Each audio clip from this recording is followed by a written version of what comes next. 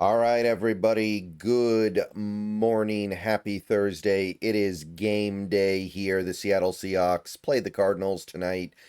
Thursday night football. You guys know the drill. You guys know what it's all about.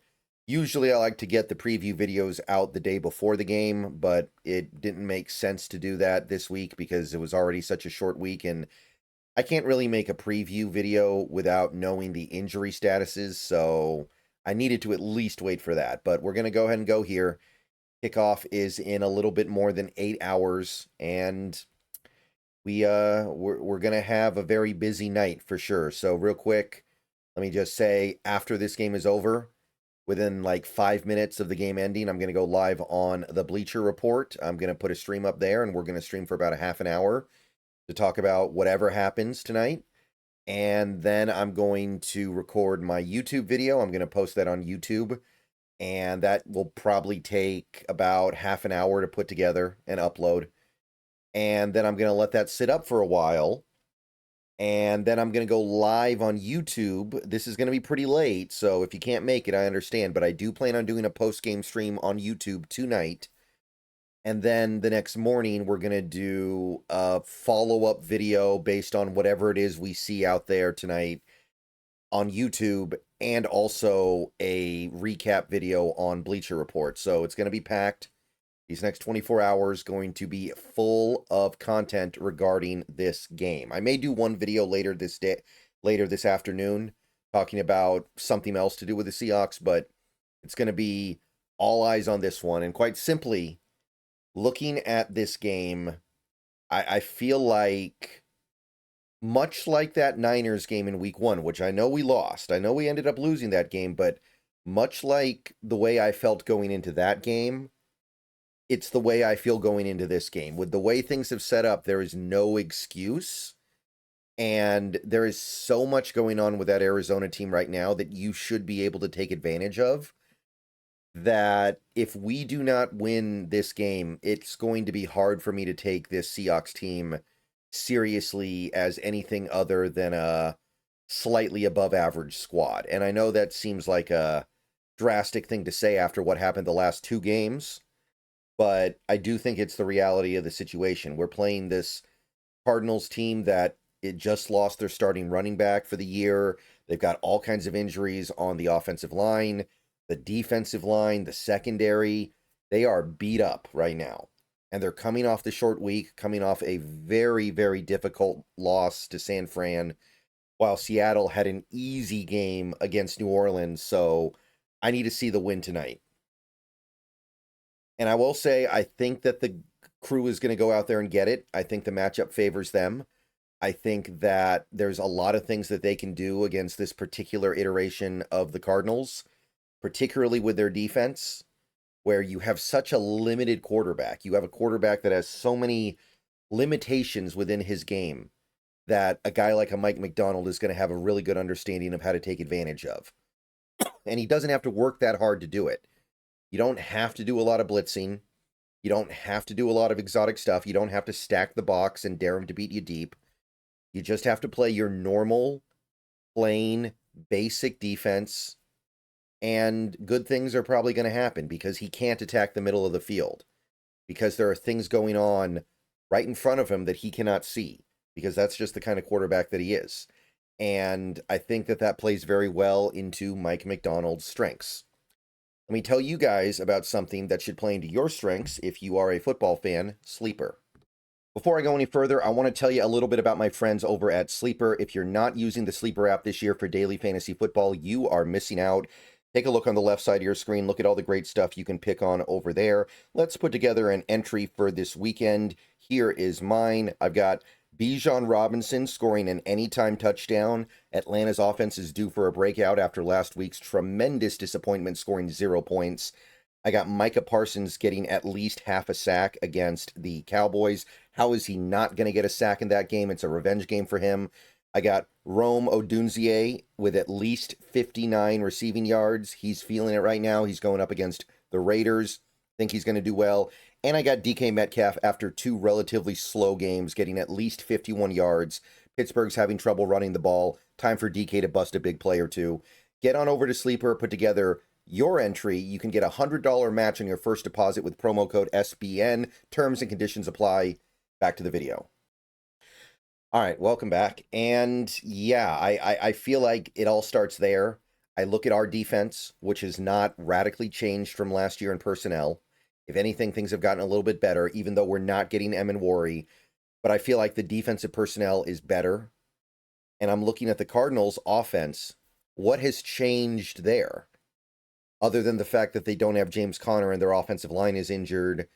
Like the one, I think, addition they made to that offense of any substance this offseason was Zay Jones, and he's out. This is the same offense that Seattle did a very good job against last year twice. And it's the same offense that I think McDonald is just really excited to go after because he can stay in the base. He can keep things simple and still have good results. You don't need to send anything super exotic his way. Just drop him into coverage. Just dare him to try to make throws over the middle where he can't really see what's going on. This is something the Hawks Nest talked about a lot in our show that we did yesterday. And if you haven't seen that show, go check it out. He actually has some clips to kind of exemplify this. There are just things that Kyler cannot do. And when you take those things away, it's the same kind of thing we dealt with Russell Wilson near the end of his career, where there's so much stuff that gets taken away automatically. If you can take away what's left, there really isn't a ton that he can do. Last year, Arizona had some success turning Kyler Murray into a game manager. They were very content to just kind of have him kind of sort of do the same thing Russell Wilson has done when he's had a little bit of success late in his career, where they just run the ball, and then they give him the occasional opportunity to make a play that plays to his strengths. Get on the move, throw it deep, get outside the pocket, and just keep things low volume. But if you force them to get away from that, they don't really have an answer. That offense right now is mostly just the Trey McBride show. And Trey McBride is great. He's a wonderful tight end, one of the best. But they're weak at receiver, especially with no Zay Jones. Marvin Harrison Jr. is not having the second-year jump that some Cardinals fans were expecting and hoping for. I think that there's a real disconnect with him and Kyler. I don't think that's a very good combo. Marvin Harrison Jr. and Kyler Murray, that's not necessarily a quarterback wide receiver tandem that you see those two guys complementing each other necessarily. They've got Michael Wilson, wide receiver. He's okay. Struggles to get open, generally speaking. And while I don't think he had much left, they did just lose their starting running back. Now they've got to put everything on Trey Benson. And I like Trey Benson. I think Trey Benson's a good player. I think he's a good prospect. I think that they may end up not missing James Conner as much as they think, but it's definitely hurts their depth, right? It pushes everything up a little bit, where now their third string running back is somebody they're going to have to depend on. And now Trey Benson is somebody who needs to get 20, 25 carries a game maybe, and maybe he's not ready for that. There is a reason why they kept him in that reserve role to start the year, or at least that part-time role. I don't know if I'd say reserve role, but there is a reason why they were still giving James Conner so many carries. In their mind, that was the best way forward. So there isn't a lot on that offense that intimidates me. And with that offensive line being so beat up, they have problems at left tackle, potentially some problems on the interior, depending on who plays. It's not an offense that intimidates me in the slightest. So if this game kicks off tonight and Arizona goes up and down the field on this defense, just know that I'm sitting somewhere watching the game very, very shocked, because what I saw last year was a very favorable matchup for the Seahawks, and I just don't think anything has changed. Not meaningfully. Marvin Harrison Jr. doesn't look like a radically better player than he was last year to me. Maybe Trey Benson's better, but now you don't have James Conner. And James Conner was a pretty good player for them last year. Maybe Paris Johnson Jr. has gotten a little bit better, but he's hurt. He's not himself. So who knows if there's even anything going on there that's good. So I'm expecting big things. I think we're going to take the ball away a few times. I think we're going to get some sacks. And I don't know what they're going to be able to do against us as long as we show up. I think it's just a matter of the Seahawks showing up, which I will grant you is no guarantee. We are talking about a short week on the road, but I think they have to know how important this one is. They cannot go 0-2 in the division before they even play the Rams. And then when the Seahawks have the ball, the Seahawks offense, they've been playing really well the last couple of games. Things are moving in the right direction. And I don't want to get ahead of myself here. I don't necessarily think the Seahawks have a great offense yet. I think that they played great the last couple games. I'm not saying it's great, but I'm looking at the Arizona defense and I'm seeing the same things that I kind of see on the offense where they are beat up. That defensive line, we know they don't have Walter Nolan, and we know they don't have, B.J. Ojulari is kind of playing linebacker for them, but those are two big parts of their front. Now, granted, they haven't had those guys all season long, but now in tandem with that, you've got Will Johnson. He's almost certainly not going to play in this game. Garrett Williams is still on IR. He can't play yet. So overall, you take a look at this defense. They are missing some key components.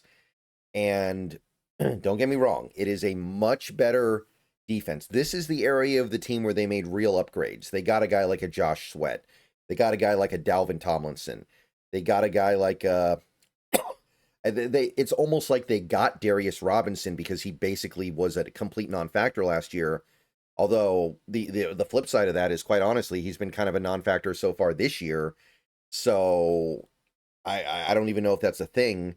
But okay, Calais Campbell, they got that guy in the offseason. That's a nice piece. He's a good player too. So they are definitely better up front than they were last year, but they are still not where they need to be. They are not where they want to be based on the offseason they had. Two key components of that front are missing, and now you have a couple cornerbacks you're also missing. So therefore, you should be able to get some push up front, and the Cardinals have been very good stopping the run so far this year. I will acknowledge that.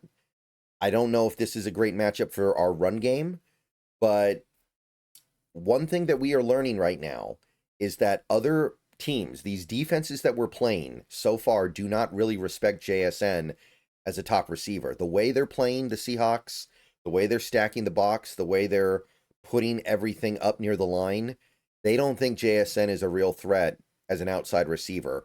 JSN through 3 games has proved them extremely wrong.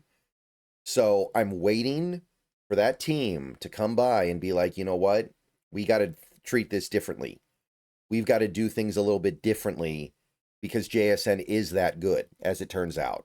He is a threat downfield. He is a threat when he lines up outside. Are the Cardinals going to be the team that does that? If they do, that's going to free up the box. That's going to open up opportunities for this run game. And we just need to see the offensive line execute. It should be less crowded. And if it's not, if the Cardinals want to continue to play up in the box, if they want to continue to stack things up near the line of scrimmage, then all right. Then it's going to be another one of those games where you're going to have to open it up a little bit. Darnold is going to have to hit some throws down the field, JSN, but don't forget about Horton. Those are two guys who have proven they can be downfield threats in this league. JSN just with his all-around skill as a receiver, and Horton with his speed. Hit some plays down the field, force them out of it. And if they come in that game already out of that arrangement, then you got to find a way to run the ball. Like those first few weeks where you had struggles running the ball, I have some understanding. The way the other teams were playing you, what are you going to do? You've got to respect the fact that they are forcing you to hit you a few times down the field, or hit them a few times down the field before they respect you. But now should be about the time we start getting that respect. And if that happens, I need to see this team be able to run the ball. Or else I'm not going to believe that this formula is going to produce overwhelming success. It can produce some success. We can win sometimes. But I don't believe an offense built around Sam Darnold throwing it 35 to 40 times a game and trying to hit JSN and Horton deep downfield over and over again is going to produce a lot of wins. It can produce some, but that's not the formula. The formula is we find a way to run the ball with K9 and Charbonnet. So that's what I'm looking for here. Respond to what the Cardinals do. Answer whatever the Cardinals decide to do when they play you. And they could do one of the two things. You have an answer either way. So that's my general sense about this game. I think that our offensive line should be able to hold up against a relatively muted pass rush. Always worried about playing Calais Campbell, but other than that, Josh Sweat is okay. Like I said, they're missing a couple guys that they were hoping they would have. Darius Robinson has been a non-factor this year. Don't know what's going on there, by the way. I did like that guy. Not really sure what to say about his play so far, but he's been irrelevant thus far.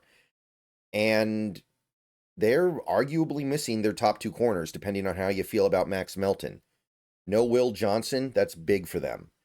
And no Garrett Williams, that means they're down to Melton, and I don't even know what else they're going to do. It could be a mash unit out there. It really could, because remember, they're also missing like Joey Blunt at safety. They've got some other depth corners. Excuse me. My bad. They've got some other depth corners that may or may not play in this game. They've got some other guys already on IR. It could be a completely unexpected unit of cornerbacks in this game. So if you need to attack them with your receivers, you should be able to. Like, this is not even... I remember looking at that Niners secondary a couple weeks ago and thinking it's not very good. Like, without Shavarius Ward, that's not a secondary that intimidates me. This Cardinals secondary is probably much more so. They've got Budda Baker, who's still decent, although he's not what he used to be. But you should be able to hit them with your passing attack if they decide they're going to play their safeties up to stop the run like the other teams we played so far have. And that's, to me, that's the story of this game. So let's go out there and get this win. I got like 24-17. It'll probably be a frustrating, annoying game. Remember, guys, we're on the road. It's a short week. That kind of stuff tends to make your team play sloppy. So don't be surprised if you're going into halftime feeling like the team should be up double-digit points, but they're not. It's tied or they're even behind. And then they have to come back and win it. And they have to overcome sloppiness to get there. That is the nature of these Thursday games. But I think they get it done. I think the matchup is good. I like where this is going. 24-17 Seahawks. Might be another video later today. And I will be going live with full coverage of this game on Bleacher Report and YouTube after things are over. All right. Everybody have a great rest of your day. Go Hawks. And let's get it done tonight, people. Let's get this win.